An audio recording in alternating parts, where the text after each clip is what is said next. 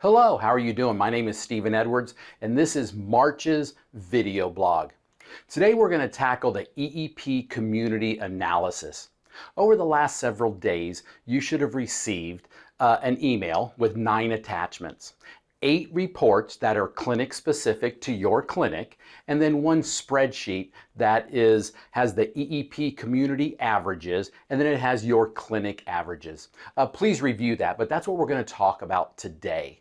I can tell you that we have a lot of potential clients that come to EEP and we start talking about numbers and how their clinic is doing, and a lot of them don't know what their clinic numbers are.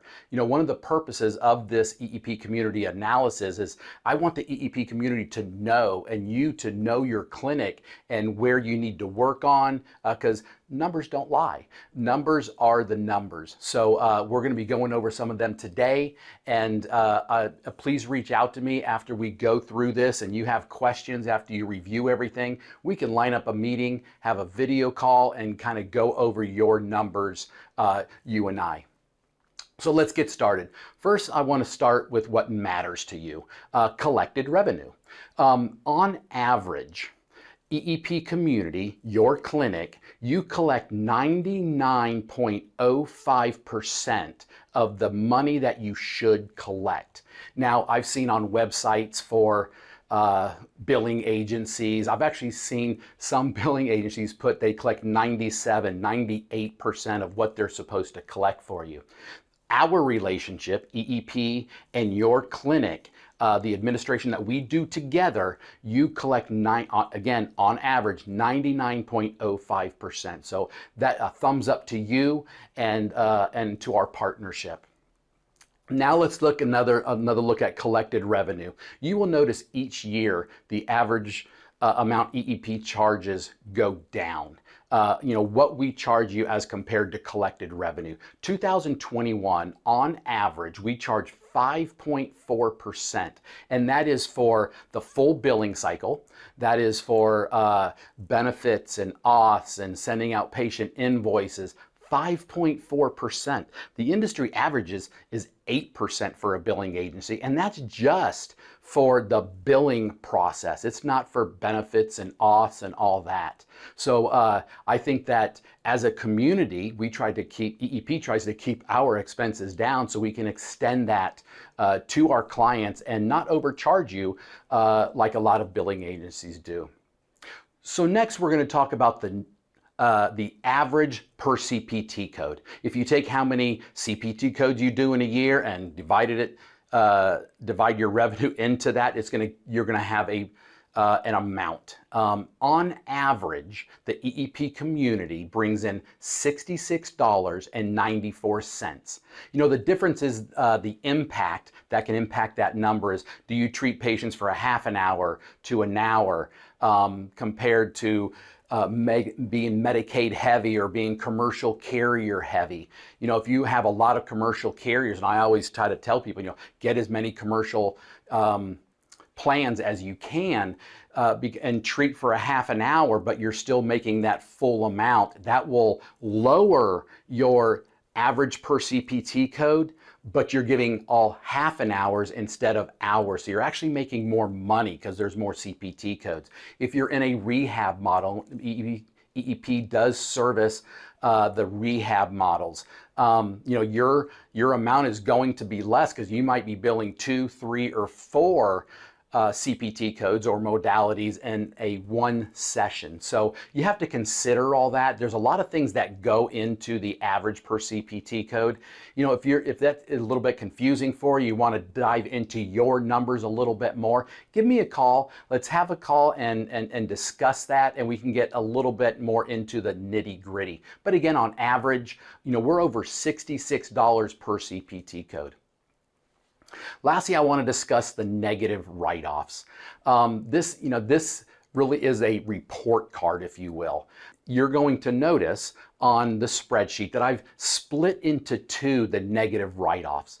I made one, you know, you're treating somebody without authorization. A clinician is not credentialed with a payer and you have them treat somebody. all those things like that administratively. And then I sectioned off a section for ATA, because ATA is probably the single most reason why a clinic that takes American Therapy Administrators writes off items. It's a hard, capitation process, and it's hard to follow. So as a community, again, we wrote off 0.95%. So again, you collected on average 99.05. So now you can gauge your clinic on where you are in relation to our EEP community.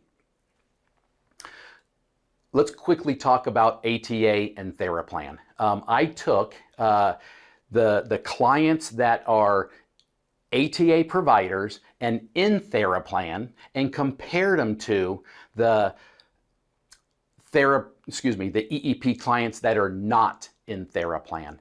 So I did a quick analysis on it, and it looks like, the numbers don't lie, that if you are a Theraplan client and you take ATA, you wrote off 20% less than somebody that is an EEP client, an ATA provider, but that is not in Theraplan.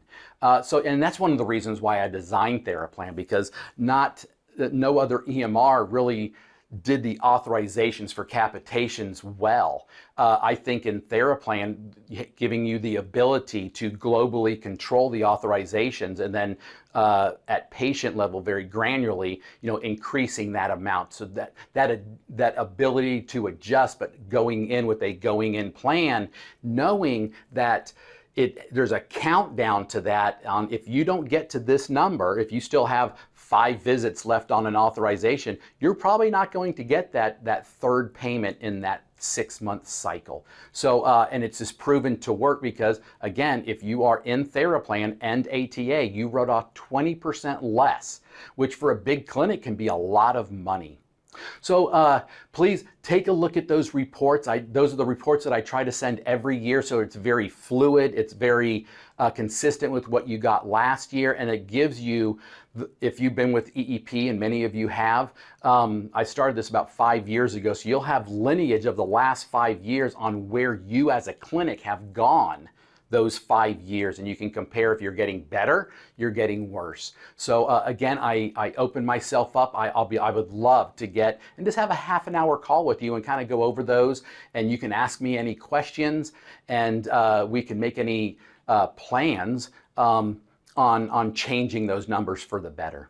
So I can tell you, on the March 12th through the 20th, I will be on vacation. I am going to Sun Valley, Idaho, to go snowboarding. For those of you that have known me for a while, I try to go snowboarding a couple times a year, and I will be gone that time, but be more than happy to reconnect with you and have that call and go over these numbers. I hope all is well, and read the rest of the newsletter and ask any questions that you have about that. Have a great day. Bye-bye.